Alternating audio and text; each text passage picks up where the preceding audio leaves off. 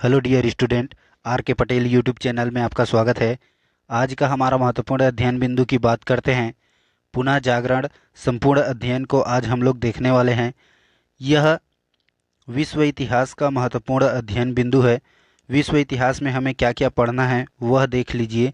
तो विश्व इतिहास में हमें महत्वपूर्ण 12-13 तथ्यांश पढ़ना है। पहला तथ्यांश है पुनः जागरण, ठीक है।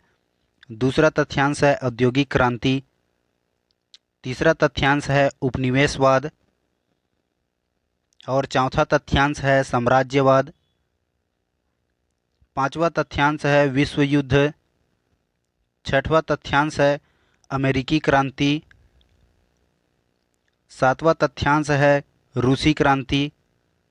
18वां तथ्यांश है फ्रेंच क्रांति एवं महत्वपूर्ण क्रांति, साथ ही फासिज्मवाद और फासिज्म, इटली की एकीकरण, जर्मनी की एकीकरण, यूएसएसआर का विघटन मतलब रूस का विघटन, एक महाशक्तिशाली के रूप में संयुक्त राज्य अमेरिका का उदय, अपनी स्थापना के बाद से संयुक्त राष्ट्र संघ का प्रदर्शन एवं मूल्यांकन, द्विध्रुवीय विश्व और शीत युद्ध एवं अक्टूबर क्रांति। यह सब तथ्यांश जो है विश्व इतिहास से संबंधित हैं। इनको हम लोग पढ़ने वाले हैं। चलिए हम लोग बढ़ते हैं। आइए बात करते हैं पुनः जागरण। पुनः जागरण क्या है उसको हम लोग समझने वाले हैं। तो देखिएगा, पुनः जागरण का शाब्दिक अर्थ की बात किया जाए, पुनः जागरण का शाब्दिक अर्थ होता है फिर से जागना। इनका तात्पर्य यही है, 14वीं और 17वीं सदी के बीच यूरोप में जो सांस्कृतिक एवं धार्मिक प्रगति, आंदोलन तथा युद्ध हुए उन्हीं को पुनः जागरण कहा जाता है, ठीक है। इसके फलस्वरूप जीवन के प्रत्येक क्षेत्र में नवीन चेतना आई। यह आंदोलन केवल पुराने ज्ञान के उद्धार तक ही सीमित नहीं था, बल्कि इस युग में कला, साहित्य और विज्ञान के क्षेत्र में नवीन प्रयोग हुए, नए अनुसंधान हुए और ज्ञान प्राप्ति के नए नए तरीके खोज निकाले गए। यही जो है पुनः जागरण का महत्वपूर्ण तथ्यांश था। आगे बात करते हैं, पुनः जागरण से जुड़े तथ्य इस प्रकार से हैं। देखिएगा, 42 महत्वपूर्ण तथ्य है। पहला है, धर्म सुधार आंदोलन का प्रवर्तक हुआ। दूसरा महत्वपूर्ण तथ्यांश है, पुनः जागरण की शुरुआत जो है इटली के फ्लोरेंस नगर से हुई थी, यह याद रखिएगा। तीसरा महत्वपूर्ण तथ्यांश यह है, पुनः जागरण का अग्रदूत या जनक जो है इटली के महान कवि दंते को कहा जाता है। चौथा तथ्यांश है, दंते का जन्म इटली के फ्लोरेंस नगर में हुआ था। पांचवा तथ्यांश है, दंते ने प्राचीन लैटिन भाषा छोड़कर तत्कालीन इटली की बोलचाल की भाषा टस्कन में डिवाइन कॉमेडी नामक काव्य लिखा, जिसमें दंते ने स्वर्ग और नरक की एक काल्पनिक यात्रा का वर्णन किया। आगे बात करते हैं, दंते के बाद पुनः जागरण को आगे ले जाने वाला दूसरा व्यक्ति पेट्रार्क था। मानवतावाद का संपादक जो है पेट्रार्क को कहा जाता है, ठीक है। यहाँ पर याद रखिएगा, पेट्रार्क जो है इटली का रहने वाला निवासी है। इतालियन को जो है गद्य का जनक, कहानीकार और बोकेसियो को माना जाता है। याद रखिएगा, बोकेसियो की प्रसिद्ध पुस्तक डेकामेरॉन है, इनको याद रखेंगे। आगे बात करते हैं, आधुनिक विश्व का पहला राजनीतिक चिंतन फ्लोरेंस निवासी मैकियावेली ने किया। याद रखिएगा, राजनीतिक चिंतन में मैकियावेली आएगा, ठीक है। फिर बात करते हैं, मैकियावेली की एक पुस्तक है द प्रिंस इस पुस्तक के माध्यम से राज्य की एक नई तस्वीर दिखाती है।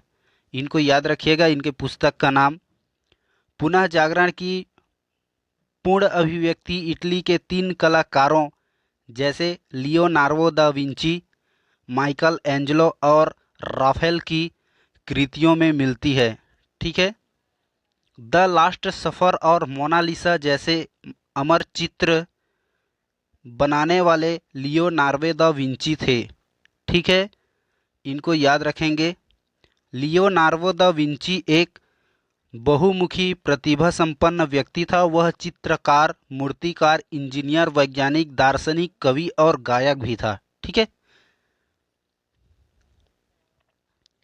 आगे बात करते हैं द लास्ट जजमेंट और the fall of man Michael Angelo की कृति है। सिस्तान के गिरजाघर की छत पर माइकल एंजेलो ने चित्र बनाए थे। यह महत्वपूर्ण तथ्यांश आपको केवल सुनना है। ठीक है, राफेल भी इटली का एक प्रसिद्ध चित्रकार था। जीसस क्रास्टर की मां मेडोना का चित्र राफेल की कृति है। ठीक है, पुनः जागरण काल में चित्रकला का जनक जियाटो को माना जाता है।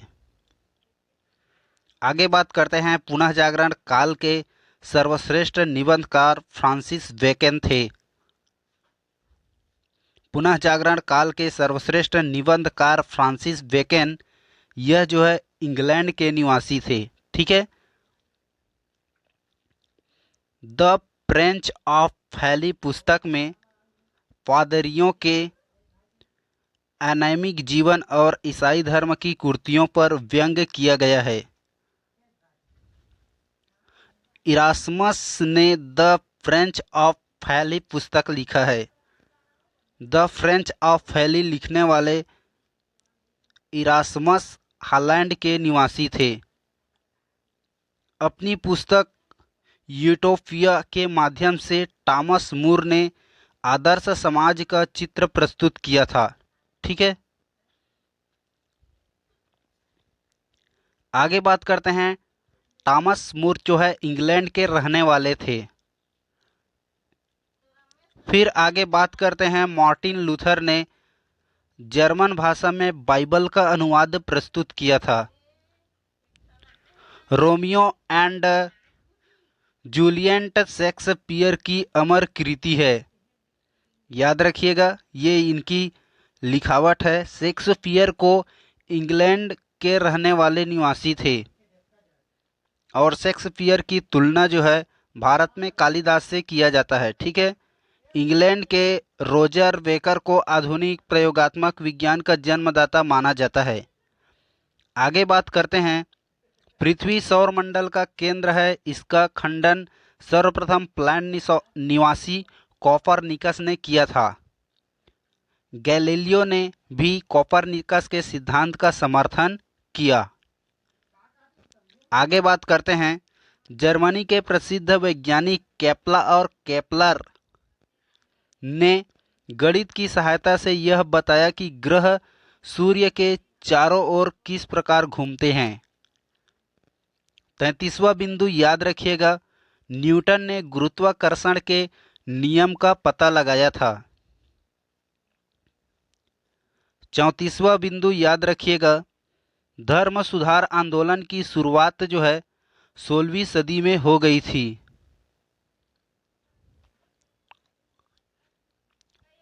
35वां बिंदु याद रखिएगा, धर्म सुधार आंदोलन का प्रवर्तक जो है मार्टिन लूथर को माना जाता है, जो कि जर्मनी का रहने वाला था। इसने बाइबल का अनुवाद जर्मन भाषा में किया था। धर्म सुधार आंदोलन की शुरुआत इंग्लैंड से हुई। जॉन विक्लिफ को धर्म सुधार आंदोलन का प्रातःकालीन तारा कहा जाता है। इनके अनुयायी लोलार्डस कहलाते थे। अमेरिका की खोज क्रिस्टोफर कोलंबस ने किया था, जबकि भारत की खोज वास्को डी गामा ने की। अमेरिगो वेस्पुसी इटली के निवासी थे और इन्हीं के नाम पर जो है अमेरिका पड़ा। प्रशांत महासागर का नामकरण स्पेन निवासी मैगलन ने किया। समुद्र मार्ग से संपूर्ण विश्व का चक्कर लगाने वाला प्रथम व्यक्ति मैगलन था। ठीक है। अंतिम महत्वपूर्ण तथ्यांश, पुनः जागरण के दौरान डच और जर्मन कलाकारों में हाल्वेन और एल्बर्ट ड्यूरर उल्लेखनीय हैं। इन्होंने शास्त्रीय साहित्य की अपेक्षा अपने आसपास दैनिक जीवन में अधिक रुचि प्रदर्शित की। ठीक है। वीडियो अच्छा लगा हो तो लाइक कीजिएगा, चैनल को सब्सक्राइब कीजिएगा। ओके, थैंक यू, जय हिंद।